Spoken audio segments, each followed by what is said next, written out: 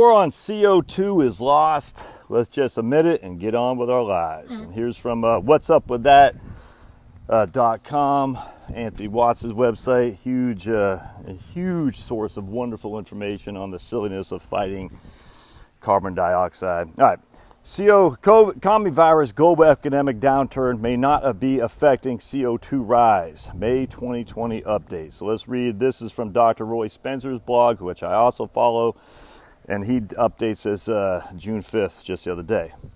The Mauna Loa atmospheric CO2 concentration data continue to show no reduction in the rate of the rise due to the recent global economic slowdown.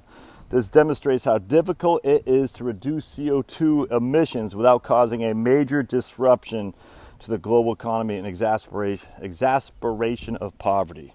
After removal of the strong seasonal cycle in the Mauna Loa CO2 data, and a first-order estimate of the CO2 influence of El Nino and La Nina activity, the May 2020 update shows no indication of reduction in the rate of rise in the last few months when the reduction in economic activity should have shown up.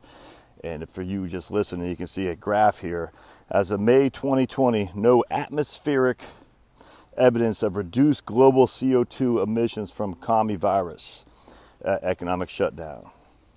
Dr. Spencer said, I had previously explained why the slowdown would likely not be large enough to affect measured atmospheric CO2 levels compared to the natural variations in global sources and sinks of CO2. I calculated that the EIA, Energy Information Administration, estimated 11% reduction in CO2 emissions during 2020 would have to be 4 times larger to stop the rise of atmospheric CO2 over 2019 values, assuming no substantial natural variations in CO2.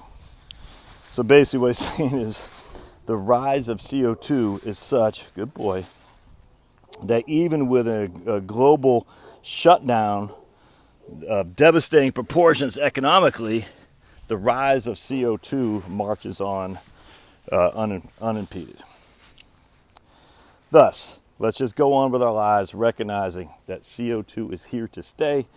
We're going to have increasing parts per million for sure, no matter what you try to do to offset it with shutting down commerce, shutting down trade, shutting down economic activity.